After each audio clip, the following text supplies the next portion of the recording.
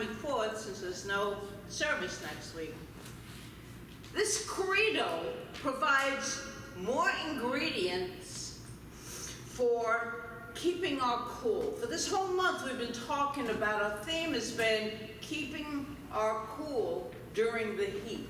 Metaphorically, actually, you know, because we don't want to be in that sweaty weather. So it's in all different ways, but we can use it metaphorically in our lives. So it has ingredients within it that keeps us level, that keeps us balanced, even when it feels like there's a lot of heat going on. And something that really cools us off on a hot day is watermelon, and that's why it's called the watermelon credo. And I know that rumor has it that if we listen intently to this talk today, there might be watermelon downstairs also for fellowship. We'll see after that. We'll see about it. So, who knows who Wally Amos is? Nobody? The cookie guy. Who? Hey, he's the cookie guy. Famous cookies. Famous Amos, the cookie guy, the cookie guru, yeah. Okay, a little interesting, some interesting facts about this man, and we're not going to go into his whole history because it's so vast. He's, of course, the creator of the famous Amos cookies.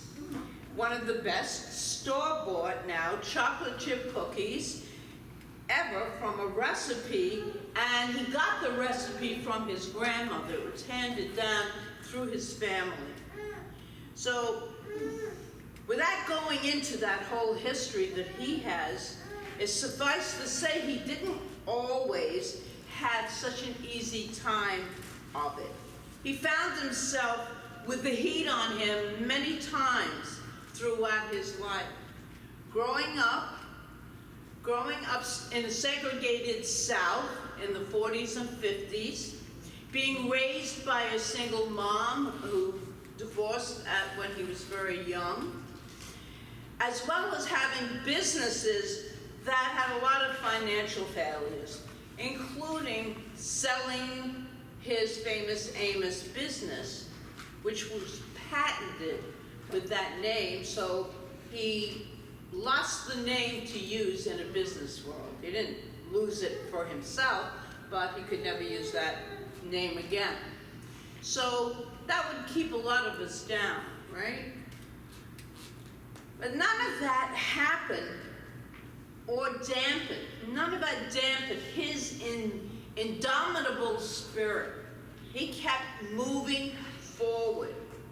He went on to do some really wonderful things in the world, such as being an advocate for literacy and helping thousands of people, adults, learn to read. He even had a TV show, and it was called Learn to Read. So he was very big on literacy. In addition, he wrote a number of inspirational books, including Watermelon Magic, Seeds of Wisdom, Slices of Life. And that's what we're going to use for these two talks. He uses things that are associated with watermelon, including the watermelon credo, which is what these two talks are based on. So what is the watermelon credo, you might be asking? It's an acronym we're going to use of the word watermelon to offer advice on facing life's challenges. So today we're going to explore half of that acronym, water. And next week, or the week after, we'll be doing melon. So let's dive right in to the watermelon credo. W. Whatever you believe in creates your reality. Believing that life is a positive experience, and it will be. believing that life is always against you, and it will be. It's always done unto us as we believe.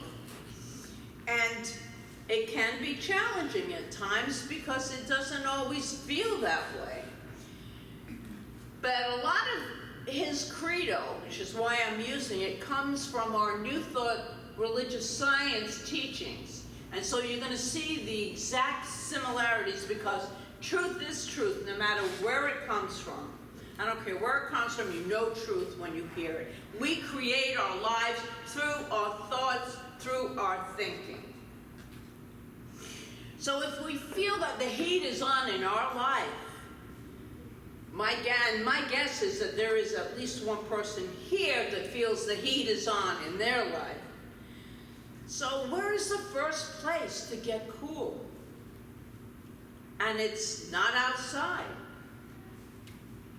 Rather, it is within. We go within to where our true self lies, to where our God self lies, because that is God within each and every one of us.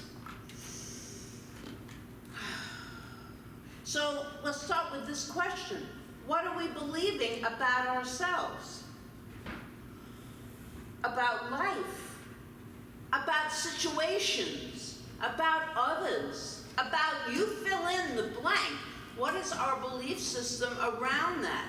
We learn to, awareness is the first step. It's the key to really learning how to make a decision that empowers our life. So, challenging times call for a new perspective. They call us to look at what our beliefs truly are and whether or not they're serving us. You know, we say this over and over. I can't hear it enough myself because I forget. And life gets in the way and I just go down that rabbit hole and I have to pull myself back into right thinking, which is aligning myself with the light and the positiveness that's all around if we look for it, if we're open to it. And they call us sometimes in an instant to rethink how we are doing life and make a change right then. Make a change in our thought because the thoughts are controlling everything.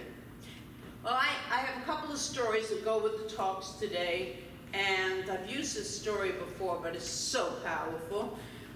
I love violin music, and I believe that Perlman is one of the greatest violinists of all times, and I find this story about him very inspiring.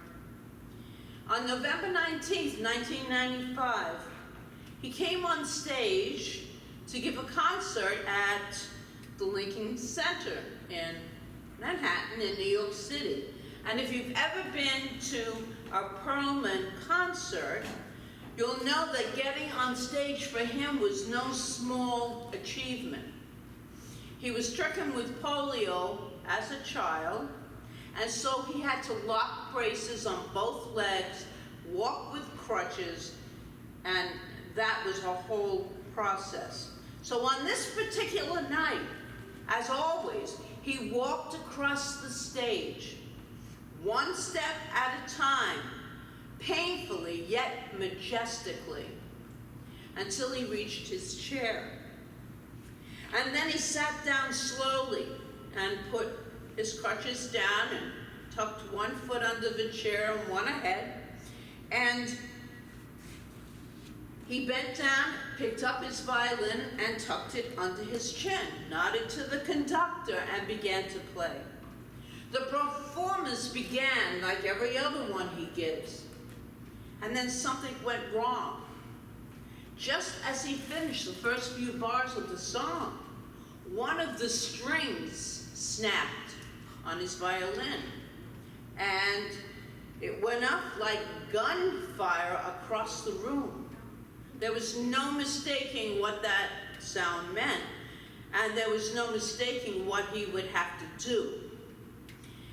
So people that were there that night knew that he would have to lock up his braces, pick up his crutches, go upstage, get another violin, or fix the string.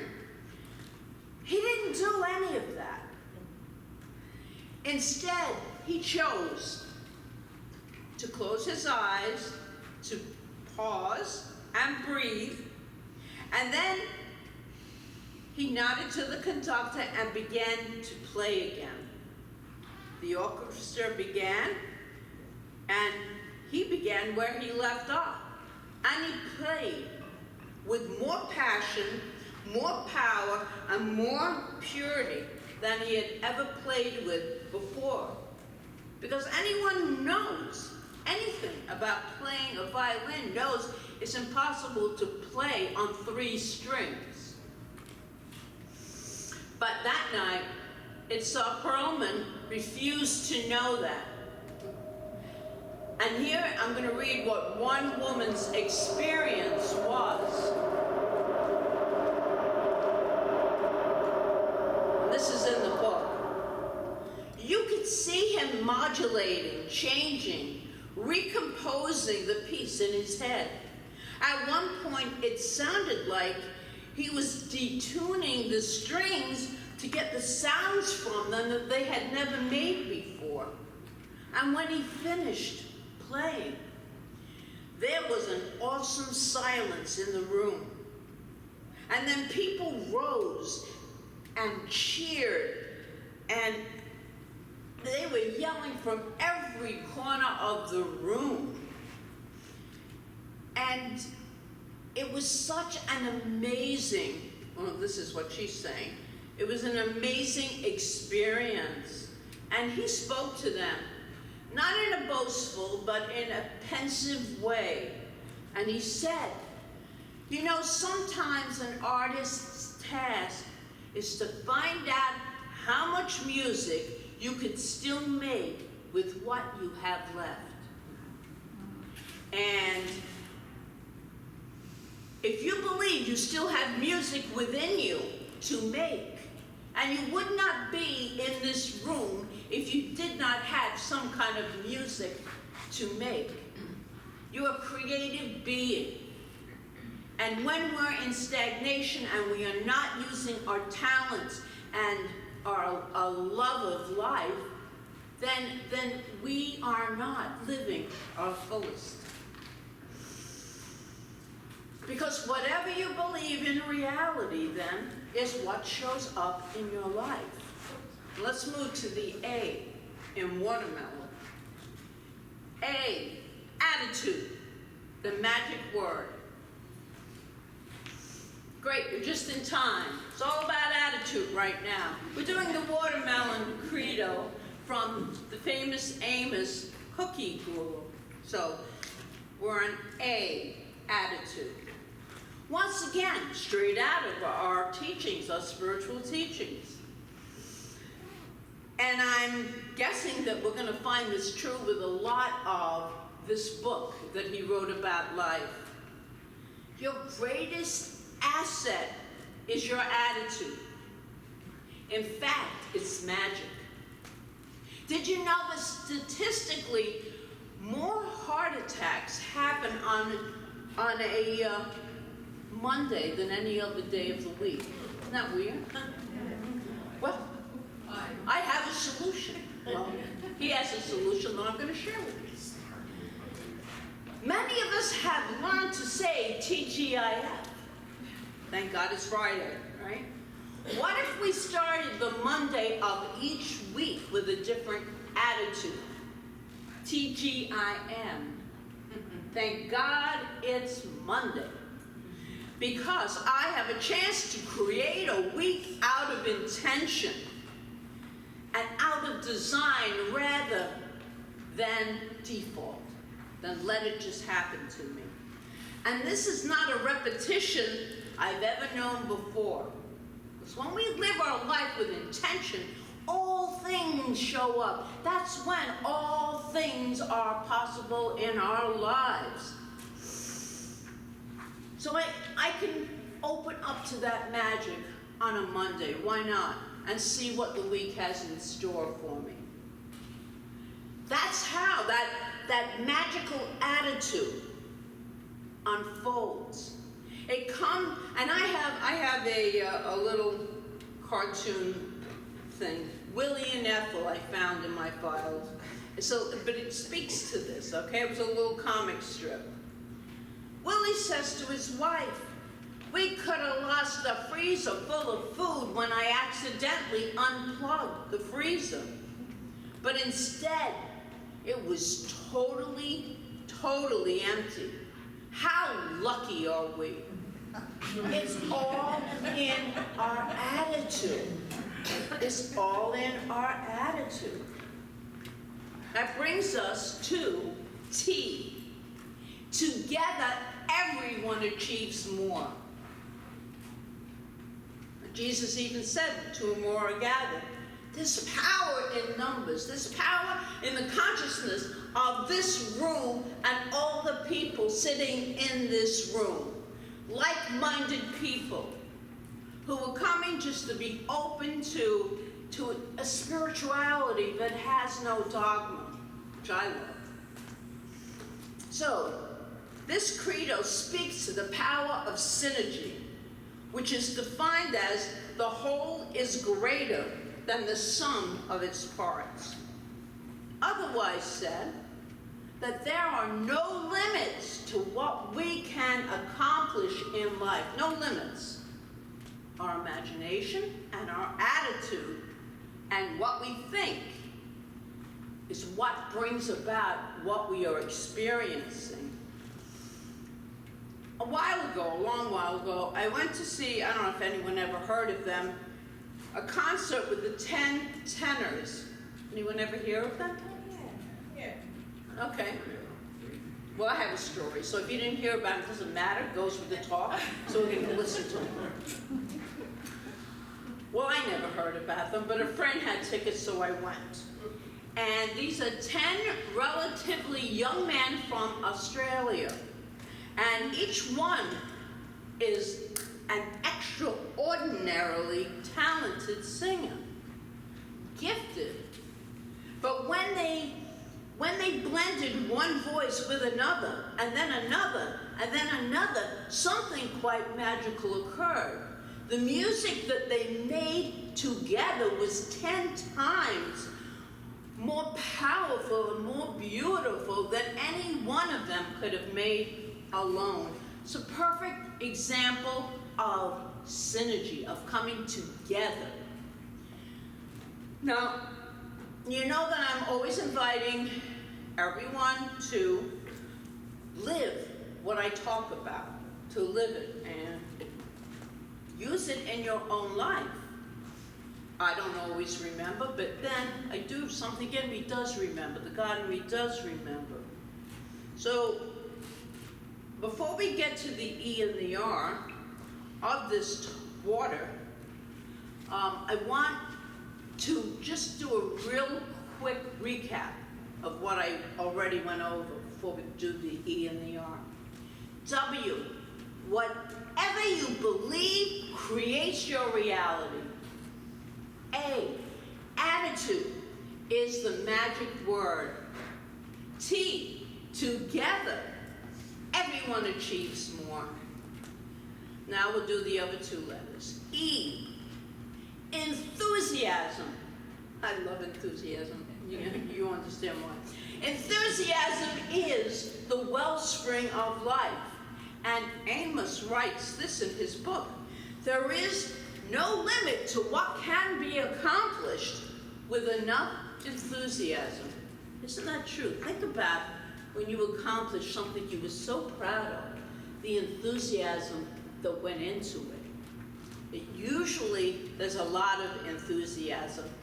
And this goes along with Ernest Holmes, the founder of religious science, in his book, Words That Heal Today.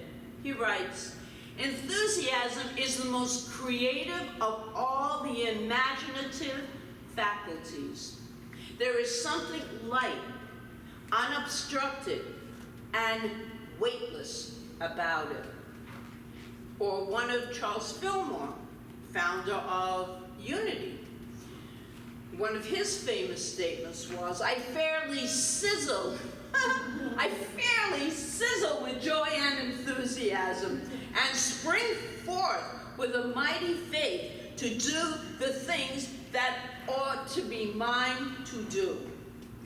And it's been said that nothing was ever achieved without enthusiasm. But you might say to yourself, how in the world am I supposed to feel enthusiastic in the heat of things when all this stuff is going on around me? I can't feel that enthusiasm with this. I mean, we live in a world outside of this room. And I'm saying we can always find something in this credo that even in the midst of it all, we can feel some enthusiasm for or gratitude for. And to do that, we simply look for all that's going well in our life. Look for I was talking with a friend, long talk, on the phone 2 days ago. And she was in a bad state. And then she started to think about all that was going well. So she switched the script for her mind. And she found that all was going well. It changed everything. Her attitude changed. Because there's so much to be grateful for when we're open to it.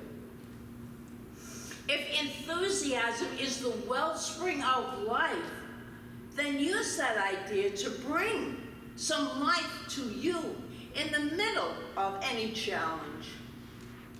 And if you don't remember in the middle of it, a little bit afterwards. Don't wait too long. Don't wait too long. So right now, I want us all to think of something that is totally working in your life. Just think of one thing. And if you can't think of anything, your heart is beating for you. It's beating, okay? Your lungs are breathing. I'm grateful for that.